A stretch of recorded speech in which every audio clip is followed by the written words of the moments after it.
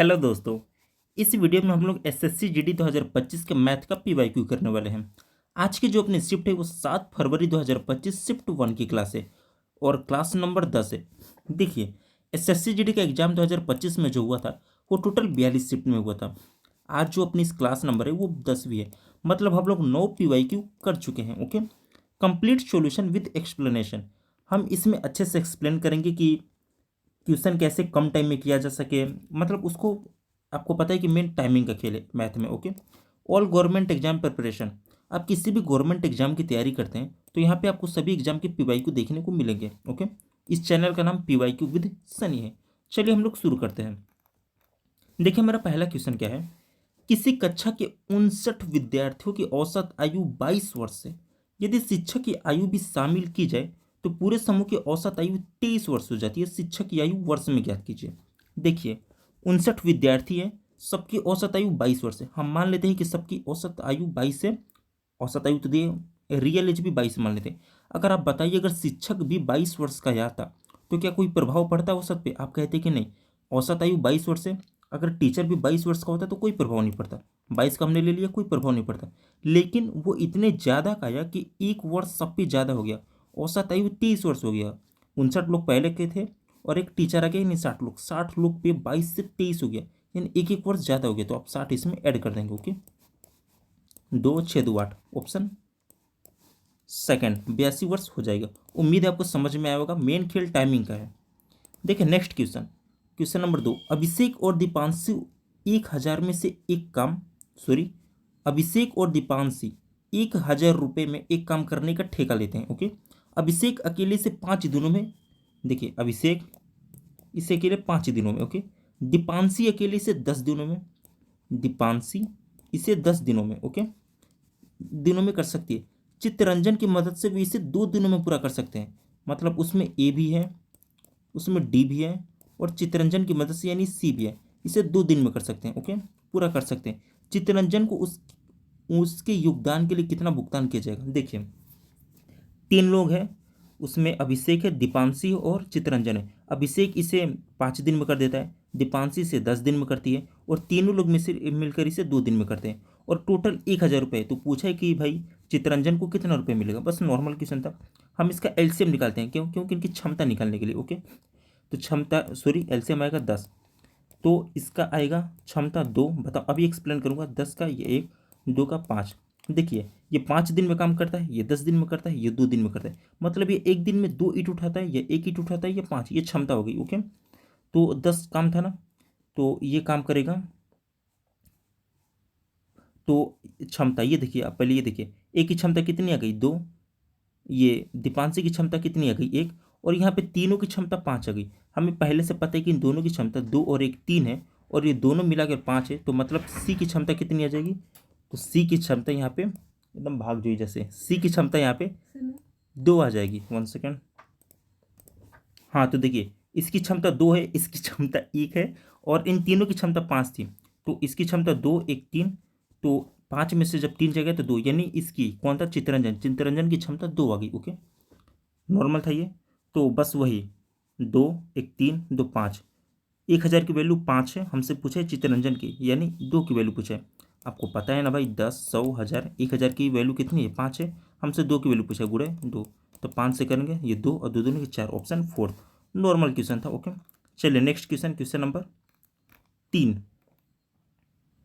Okay, 1 second.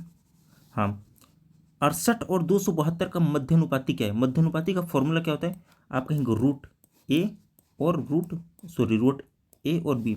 ये ए की value है और ये बी की वैल्यू है। अब देखिए, 68 को हम क्या करें? 68 को आप बोल सकते हैं 17 चौके 68। ओके, 272 है। अब 272 को हम क्या करें? तो 272 को तोड़िए। हमको नहीं पता कैसे तोड़ना है। आपको पता है ना कि ये 8 से कट रहा है। हाँ, 8 से कट रहा है, तो पहले आप 8 लिख लीजिए। चलो लिख लिए। अब 8 से इसमें डिवाइड करो, तो 8 तरीके 24, 3 बचा, 3 2 32, 8 चौक 32, यानी 24 ये हो गया। अब इसको हमको तोड़ना है। तोड़े कैसे? आपने देखा कि ये एक 17 है, इसको भी हम तोड़े तो 17 × 2 होगा। ओके, देखिए ये 17 है ना, ये 17 एक और ये 17 एक। देखिए आपको अच्छे से ये 17 गुणे 2 लिख देता हूँ, नहीं तो आप कन्फ्यूज हो जाएंगे। 17 गुणे 2। अब तो क्लियर होगा। अब देखिए भाई क्या करूँ यार, देखिए एक 17 और एक 17, इनमें से एक 17 बाहर हो जाएगा। ओके, ये 4 है ना, इसमें से एक 2 बाहर हो जाएगा, बिल्कुल हो जाएगा। अब देखिए ये 8 है, 8 का मतलब इसमें 3 2 है। 8 का मतलब क्या होता है भाई, 8 का मतलब आप क्या कहेंगे, 2 दूनी 4 दूनी 8। ओके, तो एक 2 2 3 और ये वाला एक 2, टोटल 4 2 है, तो इनमें से 2 2 बाहर आ जाएगा, 2 2 बाहर आ जाएगा, मतलब 2 को 2 बाहर आ जाइए। ओके, तो देखिए 2 दिन 1 सेकंड ट्रैक्टर वाला था भाई। तो हाँ देखिए कहाँ पर थे, तो ये है 2 17 दूना 34, 34 दूना 68, और 68 दूना कितना होता है, तो आप कहेंगे 68 दूना, यानी 60 दूना 120, 8 दूना 16, 136। 17 दूना 34, 34 दूना 68, 60 दूना 20। हाँ, ऑप्शन थर्ड आपका सही हो जाएगा। उम्मीद है आपको समझ में आया होगा, कुछ था नहीं। Okay, next question, question number 4। यदि x का 2% इतना है तो x बराबर, देखिए 2% 324 है, तो 1% की वैल्यू 2 से डिवाइड कीजिए, 2 1 में 2, 2 6 के 12, 2 दूनी 4, 162। तो 100% की वैल्यू पूछा है, तो डबल जीरो जोड़ दीजिए, 16। ये रहे ऑप्शन सेकंड। उम्मीद है आपको समझ में आया होगा। Next question, question number 5। देखिए ये क्वेश्चन में कुछ है नहीं, लेकिन कैलकुलेटिव हो जाता है। ईंधन की कीमत 3 लगातार महीनों में 35%, 10% और 30% कम हो जाती है, लेकिन चौथे महीने में 65% बढ़ जाती है। मूल कीमत की तुलना में चौथे महीने में ईंधन की कीमत में कितने प्रतिशत की वृद्धि कम हुई है। कहने का मतलब है पेट्रोल का दाम 10 रुपये बढ़ा, फिर 20 रुपये बढ़ा, फिर 30 रुपये घटा, फिर 42 रुपये बढ़ा, तो लास्ट में काट पीट के भाई कितना परसेंटेज घटा बढ़ा, बस वही पूछ रहे हो। ओके, तो देखिए मान लीजिए पहले इसका दाम कितना था, आपने कहा 100 रुपये। ओके, कोई प्रॉब्लम नहीं। 35% कम हो जाती है, मतलब 35% का फ्रैक्शन होता है 7/20, यानी पहले इसका दाम 20 रुपये था। ओके, 20 रुपये था, तो अब 7 रुपये कम हो गया, अब इसका दाम कितना हो गया, आपने कहा 13 रुपये हो गया। ओके, आगे क्या है, 10% कम हो जाती है, 10% का फ्रैक्शन 1/10 होता है, यानी पहले इसका दाम 10 रुपये था, उस पर 1 रुपये कम हो गई, यानी 9 रुपये दाम हो गया। ओके, आगे क्या है, 30% कम हो जाती है, 30% का फ्रैक्शन 3/10 होता है, मतलब उसका दाम 10 रुपये था, 30% कम हो गई, यानी 7 हो गया। 30% का फ्रैक्शन 3/10, मतलब 10 रुपये पे 3 रुपये कम हो गया, 7 हो गया। ओके, आप ऐसे लिख सकते थे, 100/100 इधर और ये 70 इधर, यानी 30% कम हुई। 100% था, अब 70% वैल्यू हुई। बाद में 0 से 0 कट जाता तो 10 और 7 होता, बस उसी को शॉर्ट किया जाता है। चौथे महीने में 65% बढ़ जाती है। 65% का फ्रैक्शन कितना होता है, आप कहेंगे 17/20, नहीं 17×5 = 85 हो जाएगा। क्या होता है भाई, 5 धाम में 50, अब 5 3 15, 1 सेकंड, 13×5 = 65, 13/20 होता है। ओके, तो 65% का फ्रैक्शन 13/20 होता है, यानी पहले इसका दाम 20 रुपये था, अब 13 रुपये ज़्यादा हो गया, तो आप कहेंगे अब इसका दाम 33 रुपये होगा। इसी को कैलकुलेट करना है, जो भी आंसर है उसमें 100 में से माइनस या प्लस कर देना है, वही आपका आंसर हो जाएगा।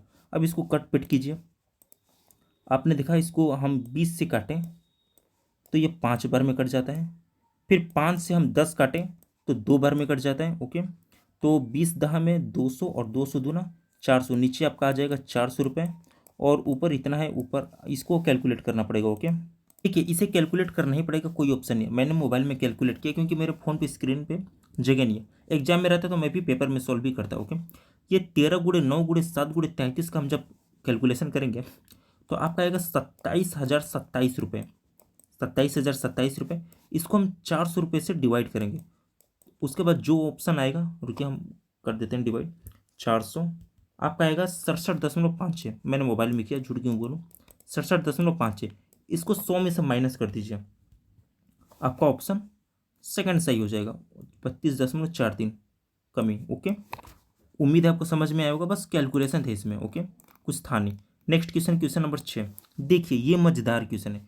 इस शिफ्ट में 2 क्वेश्चन मजेदार लेवल के हैं, एक यहाँ पे आपको मिला, एक नीचे, चलिए नीचे भी आपको मिलेगा। मैक्सिमम लड़कों ने स्किप किया। देखिए इस क्वेश्चन में थोड़ा सा कैलकुलेशन कैलकुलेशन बिल्कुल नहीं है, बस कॉमन सेंस का यूज किया। क्वेश्चन को समझिए। ओके, 13 संख्याओं का औसत 57 है। आप यहाँ पे शॉर्टकट बिल्कुल ना अपनाइए, कंफ्यूज हो जाएंगे। शॉर्टकट भी होता है लेकिन आप कंफ्यूज हो जाएंगे। 13 संख्याओं का औसत कितना है, 57। तो हम 57 को पहले 13 से कैलकुलेट करेंगे। यानी हमारी टोटल जो संख्या है वो 741 है। ओके, यही हमारा मेन है, 741 हमारे पास टोटल है। पहली तीन संख्याओं का औसत 48 है। पहली तीन संख्याओं का औसत 48 है। ये तीन है, ये संख्या है, इनका औसत 48 है। इनका योग निकालिए, आपकी कहेंगे कितना हो जाएगा? 48 गुणे 3, तो 4 3 12 120, 8 3 24, तो 144। एक बार कंफर्म कर लो, 48 गुणे 3, 144, सही है बिल्कुल। आगे क्या करें? और अगली 7 संख्याओं का औसत 58 है। यहाँ तक आप समझ रहे हैं? स्टेप बाय स्टेप समझिएगा, बहुत कंफ्यूजन वाला क्वेश्चन है। 13 संख्याओं का औसत 57 है, उनका योग करेंगे 741 होगा, सही। पहली तीन संख्याओं का औसत 48 है, तीन संख्याओं का हमने औसत निकाला, औसत था 48, टोटल होगा 144, सही। और अगली 7 संख्याओं का औसत 58 है। अगली 7 संख्याओं का औसत 58 है, तो 7 गुणे 58 हम करेंगे तो कितना होगा? आप कहेंगे 406। ओके, हमारी 10 संख्याएं हो चुकी है, 3 संख्या 7 संख्या, 10 संख्या हो चुकी है ना। बची कितनी? टोटल 13 संख्या, यानी 3 संख्याएं बची है, उसको भी साइड रखिए। इन दोनों को जोड़िए, आप 4 से 6 में 144 आप जोड़ेंगे तो कितना होगा? 401, 500, 44 से 50, तो आप कहेंगे टोटल हो जाएगा आपका 550। टोटल संख्या कितनी थी? 741। संख्या कितनी बची है? 550। क्वेश्चन में क्या पूछा है? 11वीं और 13वीं संख्या का औसत। मतलब हमें 10 तक संख्याओं को कुछ लेना देना नहीं है, 11वीं और 13वीं की पूछा है, मतलब 11 से ऊपर का पूछा है। तो 741 में जब आप 550 माइनस करेंगे, 741 में 550 माइनस करेंगे तो 50, 600 और ये 100 और 41, हो जाएगा आपका 191। ओके, यहाँ तक आपको समझ में है? और एक बार समझिए, ये बहुत कन्फ्यूजन वाला क्वेश्चन है। 13 संख्याओं का औसत 57 है ना, योग निकालेंगे 741 होगा। पहली तीन संख्याओं का औसत 48 है ना, मैं मिटाने वाला हूँ। पहली तीन संख्याओं का औसत 48 है ना, तीनों संख्याओं का योग निकालेंगे 144। और अगली 7 संख्याओं का औसत 58 है ना, तो 7 संख्याओं का योग निकालेंगे 406। ये 3 संख्या है और ये 7 संख्या, इन तीनों दोनों को जब जोड़ेंगे टोटल 10 संख्या है, 10 संख्याओं का योग 550 होगा। 13 संख्याओं का योग 741 से, 10 संख्याओं का योग 550 से। तो जब हम इन 13 संख्याओं में से 10 संख्या ये माइनस करेंगे तो हमारी ये 3 संख्या आ गई। 3 संख्या कितनी है? आप कहेंगे 191। ओके, 191 यहाँ तक समझ में? मैं मिटा रहा हूँ। तो आप कहेंगे ये 10वीं संख्या, ये 11वीं संख्या, ये 12वीं संख्या, टोटल कितना था? इन तीनों का योग कितना है? आप कहेंगे 151 है। क्वेश्चन यहाँ से शुरू होता है वास्तविक। ओके, वो तो माइंड कैलकुलेशन था। 191 ये रियल है। अब इसमें हमें देखो कैलकुलेट क्या करना है। 12वीं संख्या क्या कह रहे? 11वीं संख्या 12वीं संख्या का 2 गुना है। ओके, 12वीं संख्या 13वीं संख्या से 3 कम है। 11वीं और 13वीं संख्या का औसत कितना है? तो देखिए, 11वीं संख्या 12वीं संख्या का 2 गुना है, यानी इसको अगर x मानेंगे आप, मान लिया, तो ये 2x हो जाएगा। क्यों? क्योंकि क्वेश्चन में बोल रहे हैं कि 11वीं संख्या, ये 11वीं संख्या, सॉरी 1 सेकंड 10 तक तो हम ले चुके थे ना। तो आप कहेंगे ये 11वीं संख्या, ये 12वीं संख्या, ये 13वीं संख्या, इन तीनों का योग कितना है? आप कहेंगे 191। मैं क्षमा चाहूँगा, वो थोड़ा सा कन्फ्यूजन हो गया था। तीनों संख्याओं का योग 191 है ना। इसने बोला 11वीं संख्या 12वीं संख्या का 2 गुना है। अगर ये 12वीं संख्या x है, 12वीं संख्या अगर आपकी x है, 1 सेकंड, हाँ, 12वीं संख्या आपकी x है, तो 11वीं संख्या 2x होगी। क्यों? क्योंकि क्वेश्चन में बोला है 11वीं संख्या 12वीं संख्या का 2 गुना है, 2 गुना हमने कर दिया। ओके, आगे क्या कह रहे हैं? 12वीं संख्या 13वीं संख्या से 3 कम है। ये जो 12वीं संख्या है ये इस 13वीं संख्या से 3 कम है, मतलब ये x प्लस 3 होगा। बिल्कुल होगा ना भाई, 13वीं संख्या से 3 कम है। अगर हम x प्लस 3 कर दें, देखिए x प्लस 3 अगर हमने कर दिया तो आप क्या कहेंगे? ये इससे 3 कम हो गया, बिल्कुल कम हो गया। आप एक काम कीजिए, ये इसका डाटा इसके बराबर है 191 के। हम यहाँ से 3 कुछ देर के लिए हटा देते हैं इमेजिन करने के लिए। ओके, हमने 3 को हटा दिया। ओके, ये 191, इसमें से हम 3 को भी हटा देंगे तो आपका बचेगा 188। अब ये देखिए, हम यहाँ से 3 माइनस किए थे, यहाँ से भी 3 माइनस किए थे, बराबर हो गया ना, ताकि ये एक बढ़िया संख्या बन जाए कैलकुलेशन करने लायक, ताकि पॉइंट में ना जाए, इसलिए हमने हटाया था। यहाँ से भी 3 हटाए, यहाँ से भी 3 हटाए, यानी इनकी वैल्यू 188 है। ओके, 2x और x और x, टोटल 4x। 4x की वैल्यू कितनी है? आप कहेंगे 4x की वैल्यू 188 है। 4 से डिवाइड करेंगे 2x, एक 3x, एक 4x। 4x की वैल्यू 188 है, तो x की वैल्यू कितनी आएगी? आप कहेंगे 47 आएगी। ओके, तो इसका वैल्यू कितना हो जाएगा? x की वैल्यू 47 है, ये 2x है, तो आप कहेंगे कि 7 दूना 14, 1 4 दूनी 8, 1 9, 94 हो जाएगा। 1 सेकेंड। ट्रैक्टर और ट्रैक्टर गाना बजाते हैं, उन गाना की वजह से हमारे वीडियो ब्लॉक हो सकते हैं, इसलिए म्यूट करना पड़ता है। उनकी गाना बिल्कुल नहीं आना चाहिए वीडियो में। तो देखिए, x की वैल्यू 47 आई थी, 2x की वैल्यू 94, इस x की वैल्यू कितनी हो जाएगी? आप कहेंगे 47। इस x की वैल्यू कितनी हो जाएगी? आप कहेंगे 47। ओके, यहाँ पर +3 था, आपको याद है ना, मैंने 3 हटाया था, यहाँ से 3 हटाया था ना, इस 3 को हम यहाँ पे वापस जोड़ देते हैं। भाई मेरा 3 दे दो। इसमें क्या बोला है? 12वीं संख्या 13वीं संख्या से 3 कम है, तो यहाँ पे 3 ऐड कीजिए, तो आप कहेंगे 50।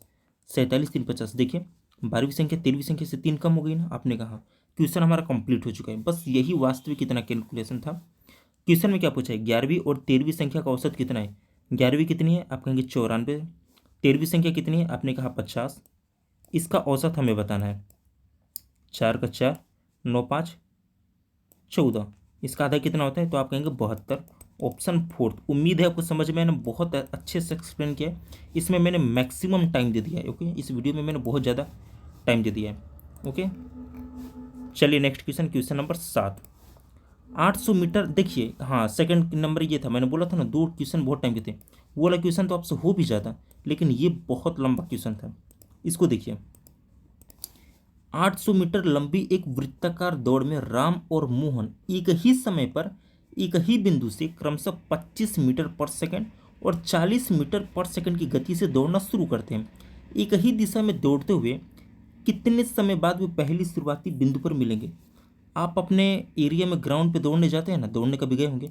आपका 400 मीटर का ग्राउंड होता है। ओके, इमेजिन कीजिए कि वो 800 मीटर का ग्राउंड है। ओके, आपके दोस्त ने 25 मीटर प्रति सेकंड से दौड़ना शुरू किया और आप 40 से। अंतर कितने का है? 15 से।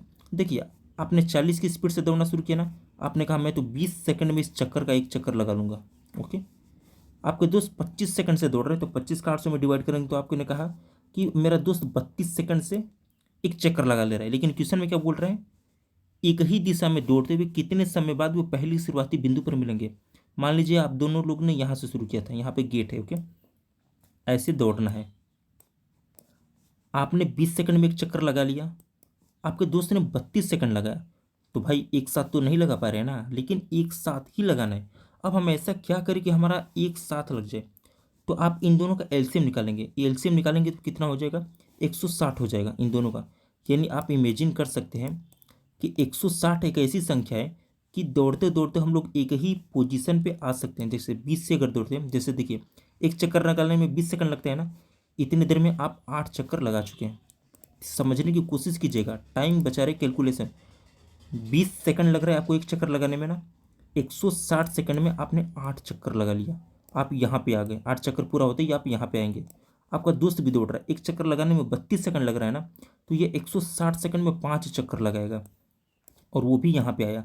तो आप देखिए ना, 160वें सेकंड में आप भी यहाँ पर आ गए और आपका दोस्त भी यहाँ पर आ गया। आपने 8 चक्कर लगा लिए उसी टाइम में, और आपके दोस्त ने मात्र 5 ही चक्कर लगाए। ओके, हमें उससे मतलब नहीं कितने चक्कर लगाए, एक साथ कब आए? तो आपने कहा 160वें सेकंड पे। ओके, बाकी इसका आप मेथड देखेंगे, बहुत लंबा मेथड है, ये सबसे शॉर्ट था। ओके, ये माइंड कैलकुलेशन था। उम्मीद है आपको समझ में आया होगा। क्वेश्चन हार्ड नहीं है, एक्सप्लेन करने में टाइम लगता है। Question number 8, next question. 150 metre और 350 मीटर लंबी दो रेलगाड़ियां क्रमशः 60 किलोमीटर प्रति घंटा और 120 किलोमीटर प्रति घंटा की गति से एक ही दिशा में चल रही हैं। पीछे से आ रही तेज रेलगाड़ी द्वारा दूसरी रेलगाड़ी को पूरी तरह पार करने में कितना समय लगा? देखिए, जब दो रेलगाड़ी विपरीत दिशा में चले तो चाल जुड़ जाती है, लेकिन जब एक ही दिशा में चले तो चाल घट जाती है। आप वंदे भारत में बैठे हैं, आपके सामने एक पैसेंजर जा रही है, तो भाई वंदे भारत को पहले टाइम दिया जाएगा। आपने स्पीड में चलते हुए इस पैसेंजर को पार कर दिया। वही पूछा कि आपने पैसेंजर को कितनी देर में पार कर दिया। बस नॉर्मल सा क्वेश्चन था। तो देखिए, क्या पूछा था? समय पूछा था मिनट में। तो समय बराबर क्या होता है? आप कहेंगे दूरी बटा चाल। दूरी कितनी है? तो दोनों ट्रेनों को जोड़ दीजिए, 350 मीटर और 150 मीटर। आप कहेंगे 500 मीटर, सॉरी, आप कहेंगे 500 मीटर। समय बराबर दूरी बटा चाल, ये दूरी हो गया, चाल कितना दिया है? आप कहेंगे 60 किलोमीटर प्रति घंटा और 120 किलोमीटर प्रति घंटा, और दोनों एक ही दिशा में है तो घट जाएंगे, तो ये हो गया 60। अब देखिए उसने मिनट में पूछा है, हम एक काम करते हैं, इसको जब मीटर में है तो इसको भी मीटर प्रति सेकंड में बदल देते हैं। तो मीटर प्रति सेकंड में बदलने के लिए 5/18 से गुणा किया जाता है, 5 ऊपर, सॉरी 5 यहाँ पे, 18 बटा में है नीचे जाएगा तो ये गुणा होकर ऊपर आ जाएगा। अगर आपको यही किलोमीटर प्रति घंटा में बदलना हो तो आप 18/5 से गुणा करते हो। ओके, अब इसको बस कैलकुलेट करना है। ओके, आप कहेंगे 10 से 10, 6 से काटेंगे, 3 बार कटेगा, 5 से कटेंगे, ये 10 बार कटेगा, 10 3 30। ओके, अब देखिए ये 30 सेकंड आया, क्योंकि हम मीटर प्रति सेकंड में किए ना, 5/18 से जब गुणा किए थे तो ये 30 सेकंड आया, और क्वेश्चन में हमसे मिनट में पूछा है। 30 सेकंड को आप क्या कहते हैं, आधा मिनट। आधा मिनट मतलब 0.5 मिनट। ओके, ये आपको नहीं समझ में आया तो 30 सेकंड है ना, 60 सेकंड से भाग कर दीजिए, आपका मिनट में आ जाएगा। तो आप करेंगे तो 0.5 ऐसे भी आ गया आपका ऑप्शन थर्ड। उम्मीद है आपको समझ में आएगा। चलिए नेक्स्ट क्वेश्चन, क्वेश्चन नंबर 9। 9 ही है ना भाई? यस 9 है। तो देखिए 9 हमारा क्या कह रहा है। ओके, हाँ देखिए, वह सबसे छोटी संख्या कौन सी है जिसे 64 और 80 से भाग देने पर प्रत्येक स्थिति में शेषफल 9 बचता है। ओके, वह सबसे छोटी संख्या कौन सी है जिसे 64 और 80 से भाग देने पर प्रत्येक स्थिति में 9 शेषफल बचता है। देखिए ये इकाई अंक 0 है, शेषफल 9 बचता है, मतलब कन्फर्म है कि लास्ट में इकाई अंक 9 ही होगा। अब इसमें देखिए 9, देखिए लास्ट में 0 है ना, मतलब कन्फर्म है जो भी संख्या होगा लास्ट में 0 होगा, तभी तो पूर्णतः कटेगा 80 से। लेकिन शेषफल 9 बच रहा है तो मतलब ये 9 होगा, तभी तो ये पूरा कट जाएगा, 9 बचेगा, यानी लास्ट में कन्फर्म है कि 9 होना ही है। 9 ऑप्शन में आपका बस एक ही है। उम्मीद है आपको समझ में आया। 329 से 9 हटा दीजिए, आपका 320 बचा, 8 चौक 32, देखिए पूरा कट गया। तो ऑप्शन थर्ड आपका सही हो जाएगा। आपको टाइम बचाना है, एसएससी में मिलखंड टाइमिंग का है। Okay, next question, question number 10। एक गोलार्ध का आयतन ज्ञात कीजिए जिसका व्यास 7 सेमी, व्यास है, ध्यान देना है, व्यास है, त्रिज्या नहीं है। पाई बराबर 22/7 लीजिए और 2 दशमलव स्थान तक कीजिए। भाई फॉर्मूला पता होना चाहिए। गोलार्ध का आयतन क्या होता है, आप कहेंगे 4/3। पाई, पाई का कितना होता है, आप कहेंगे 22/7। आर क्यू, ये व्यास है, आर क्यू मतलब 3.5 गुड़े 3.5 गुड़े 3.5। आर क्यू हमने लिख दिया ना। 1 second, sorry. Okay 1 second, charge भी बहुत कम बचा है, 9%, फ़ोन ऑफ होने वाला, लो गया।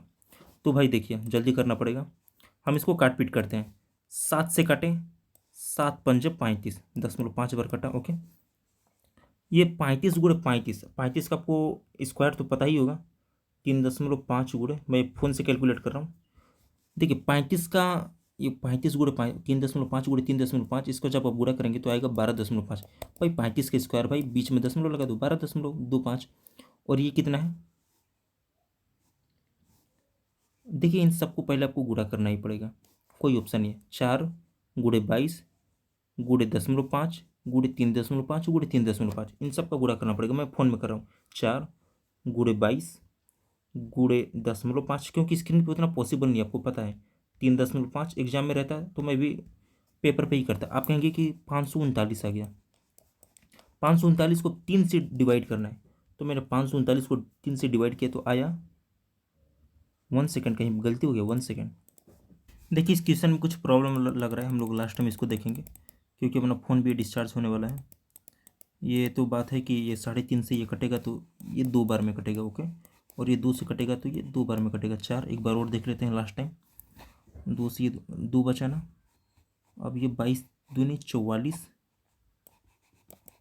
44 गुड़े 1 सेकेंड, 44 गुड़े 3.5 गुड़े 3.5, 539 है, और भागा 3 करते हैं। भाई कुछ प्रॉब्लम है यार, पता नहीं क्वेश्चन गलत है या मेरे से गलत हो रहा है, मैंने कई बार चेक कर लिया। इसको स्किप करते हैं, एक बार लास्ट में देखेंगे। ओके, या हो सकता है मुझसे कुछ गलती हो, दिमाग में ना आ रहा है, आप देख सकते हैं। Next question, question number 11। देखिए इसको एक तरीका है, अनुपात 17:42, 19:21, 1:7, 11:13, 23:26 का सही अवरोही क्रम। अवरोही क्रम का मतलब होता है नीचे की ओर आना, मतलब 10, 9, 8, 7, 6, ये अवरोही क्रम है। तो हमें सबसे पहले बड़े वाले को लिखना है और सबसे लास्ट में छोटे वाले को लिखना है। अब देखिए 42 से 17 में भाग दीजिए, 21 से 19 में भाग दीजिए, 7 से 1 में भाग दीजिए। अब ऐसे भाग देंगे तो बहुत टाइम लगेगा और वास्तव में टाइम देना ही पड़ेगा, लेकिन हमें एक कॉमन सेंस काम कर रहा है। अब ये देखिए ना, 7 का 1 में भाग देना है, 7 का 1 में भाग देना है। दशमलव में देखिए ना कितना तगड़ा जा रहा है, दशमलव लगाए 0 आया, फिर 7.1 सबसे छोटा आया, सबसे छोटा 0.1 आया, बाकी अब कोई भी करेंगे तो 0.8 0.7। कॉमन सेंस का यूज कीजिए। देखने में क्या लग रहा है, 42 का भी करेंगे तो ये मान लीजिए कि अगर दशमलव लगाते हैं तो 170 होता है, भाई कुछ नहीं जाएगा तो ये भी 4 बार जाएगा, ये 190, ये भी कम से कम 5 बार से ऊपर, ये दशमलव मतलब सबसे लास्ट में होगा, तो 1.7 लास्ट में मतलब एक ऑप्शन चलो हमने कट कर लिया। ओके, उसमें आप देखिए 19:21 सब में है, 11:13। हम अगर सेकंड वाले को पहचान जाए तो हो जाएगा। तो भाई इतना स्क्रीन पे मैं कर नहीं सकता भाई, देखो मैं बता देता हूँ करना क्या है। उससे 19 है ना, ये वाला 19 में 21 से भाग दो, देखो कितना आता है, मान लो दशमलव अगर 3 आता है उदाहरण के तौर पे, फिर इसको करते हो, इसका आता है 0.34, तो पहले आपको इसको लिखना है फिर इसको लिखना है, बस वैसे ही आरोही क्रम बनाना था। ओके, बस भाग करना है, मैंने कॉन्सेप्ट बता दिया, भाग तो आपको करना ही पड़ेगा, एग्जाम में कीजिए या यहाँ पे कीजिए। ओके, नेक्स्ट क्वेश्चन है सरलीकरण। देखिए सबसे पहले हम भाग करते हैं, 4 से 8 में भाग करेंगे 2 माइनस 2 3 6, 16 2 18, 18 में से 6 गया 12, ऑप्शन सेकंड। उम्मीद है आपको समझ में होगा। नेक्स्ट क्वेश्चन, 400 चीकू 1260 रुपये प्रति 100 की दर से खरीदे गए, 860 रुपये के लाभ पर बेचे गए चीकू का विक्रय मूल्य प्रति दर्जन ज्ञात कीजिए। देखिए कहने का मतलब है आपने 400 चीकू खरीदा, लेकिन जो चीकू खरीदा वो कैसे मिला, वो बोला कि भाई मैं 1260 रुपये में 100 चीकू दूंगा, बोले ना 1260 रुपये प्रति 100 की दर से, तो 1260 रुपये में आपको 100 चीकू मिले, टोटल आपने 400 चीकू खरीदे, तो इसमें वो 4 से गुणा कर दीजिए, आपको 400 चीकू का दाम आ जाएगा। तो 12 चौक 48, 4800, और 8 छक 48, सॉरी 12 चौक 48, 4800, और 6 चौके 24, यानी 5040 हो जाएगा। मैं एक बार कंफर्म कर लेता हूँ, 5040 होगा कंफर्म, 1260, हाँ भाई 5040 हो रहा है। ओके, तो 5040 यानी 50,040 रुपये का आपने 400 चीकू तो खरीद लिया, ये 100 चीकू का दाम है। 860 रुपये के लाभ पर बेचना है, इसमें 860 रुपये ऐड कीजिए, 4 6 4 10, 8 1 9 5, 5900, यानी आपको टोटल 5900 रुपये में ये सब चीकू बेचना है। ओके, क्वेश्चन में क्या पूछा है, प्रति दर्जन कितना दाम होगा, आपने टोटल कितना चीकू लिया 400, प्रति दर्जन बताने के लिए 12 से डिवाइड कीजिए, 12 से आप डिवाइड करेंगे, ये भागा नीचे तो ऊपर जाएगा तो गुणा हो जाएगा, 00 से 00, 4 से काटेंगे 3 बार कटेगा, 3 का इसमें गुणा करेंगे तो कितना होगा 29, 27 के साथ हासिल 2, 5 से 15 2 17, ऑप्शन ए आपका सही हो जाएगा। उम्मीद है आपको समझ में आया होगा। मेन खेल टाइमिंग का है भाई, आपको टाइमिंग तो बचाना ही पड़ेगा कैसे भी, पीएचडी हम नहीं कर सकते एसएससी के एग्जाम में। 7% ओफ होने वाला है, नहीं हो पाएगा। नेक्स्ट क्वेश्चन, एक आदमी ने 216 रुपये में एक वस्तु बेची जिससे उसे 20% का लाभ हुआ, ये तो 216 आपका है ना, ये 12% की वैल्यू है। ओके, हमें बताना है 10% की वैल्यू, तो सॉल्व कीजिए, आप डिवाइड कीजिए। देखिए ये 216 रुपये है ना, वस्तु बेची जिसे 20% का लाभ हुआ, यानी ये 120% की वैल्यू, हमें 100% की वैल्यू बतानी है, 0 से 0 कट जाएगा, तो 12 से डिवाइड करेंगे तो 12 में 12, 9 बचा, 9 6 96, 12 बटे 96, और ये 0 लग जाएगा 180, ऑप्शन सेकंड आपका सही हो जाएगा। उम्मीद है आपको समझ में आएगा। नेक्स्ट क्वेश्चन, गोविंद HDFC में 4% प्रति वर्ष ब्याज दर पर कुछ धनराशि निवेश करता है, यदि 2 वर्ष बाद गोविंद को वार्षिक चक्रवृद्धि ब्याज के रूप में इतने रुपए मिलते हैं तो संबंधित साधारण ब्याज रुपए में कितना होगा। ऐसा क्वेश्चन कभी भी आए तो सबसे देखिए, इसको बहुत से तरीके, आप कौन सा तरीका अपनाएंगे, 4% है ना, 4% का फ्रैक्शन कितना होता है, आप कहेंगे 1/25, आप 25 को ही लेंगे। ओके, 25 को आपने 25 ले लिया, कितने साल का दिया है, आपने कहा कि 2 वर्ष का दिया है, तो आप 25 का स्क्वायर कीजिए, 3 साल का रहता है तो 25 का क्यों, आपने 25 का स्क्वायर किया तो 625 आया, आपने टोटल पैसा मान लिया 625, ये बस मानने के लिए 625 रुपये ने मैंने टोटल मान लिया, चलिए मान लिया कोई बात नहीं। अब क्वेश्चन शुरू से पढ़िए, गोविंद ने HDFC बैंक में 4% प्रति वर्ष ब्याज दर पर कुछ धनराशि निवेश किया, यदि 2 वर्ष बाद गोविंद को वार्षिक चक्रवृद्धि ब्याज के रूप में 178 रुपये मिलते हैं, पहले साल कितना मिला, 4% की दर से 625 रुपये है, 4% का मतलब कितना फ्रैक्शन होता है, आपने कहा 1/25, 625 का 125 का 1/25 आप निकालेंगे, क्यों निकालेंगे, 4% था, 4% का फ्रैक्शन 1/25 होता है, इसलिए टोटल वैल्यू का 1/25 निकालेंगे तो आपका 25 आएगा, इसीलिए हम माने थे। ओके, पहले साल का साधारण ब्याज जितना आ जाएगा, उसने CI बोला है 2 साल का, तो दूसरे साल का साधारण ब्याज जितना आ जाएगा 25, और CI क्या होता है, जो ब्याज पर ब्याज लेता है, तो इसका 1/25, 4% है ना, तो इसका 1/25 यानी आपका 2 साल का ये पूरा चक्रवृद्धि ब्याज आ गया। कितना रुपये आ गया, 25, 25, 50, 51। उसने क्या बोला है, 2 वर्षों के बाद वार्षिक चक्रवृद्धि ब्याज के रूप में 178 रुपये मिलते हैं। ये 178 जो है ना 0.5, ये आपकी 50, 25, 50, 51, ये 51 की वैल्यू है। क्या बताना है, तो साधारण ब्याज कितना होगा। देखिए ये जो 25 है ना, ये आपकी प्योर साधारण ब्याज है। ये तीनों को ऐड करेंगे ना तो ये आपकी चक्रवृद्धि ब्याज है। अगर केवल इसको आप करेंगे ना तो ये साधारण और चक्रवृद्धि ब्याज का अंतर है। यहाँ से आप तीनों निकाल सकते हैं, इसलिए ये सबसे बेस्ट रूल माना जाता है। साधारण ब्याज कितना है, 25, 25, 50। लो फिर आ गया ट्रैक्टर वाला। तो देखिए 178.5 को जब 51 से आप डिवाइड करेंगे तो कितनी बार जाएगा, पहले तो 3 बार जाएगा, 50 से 150, 153, 153 बचा 25, और 25, 5, 225, 25, 5, 255 हो जाएगा, 55, 25, यानी 35 बार में आपका डिवाइड हो जाएगा। 35 को 5 से जब हम मल्टीप्लाई करेंगे तो कितना होगा, 55, 25, 5 से 15, और 15 2 17, 175। Option second. उम्मीद है आपको समझ में आया होगा।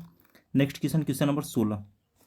देखिए आपको एक बता देता हूँ, जैसे तत्सम का पर्यायवाची हमेशा तत्सम होता है, तद्भव का पर्यायवाची हमेशा तद्भव होता है। आप तत्सम का तद्भव पर्यायवाची नहीं दे सकते। ठीक उसी तरह देखिए, सचिन को मुखंड से 960 रुपये अधिक ब्याज प्राप्त होते हैं।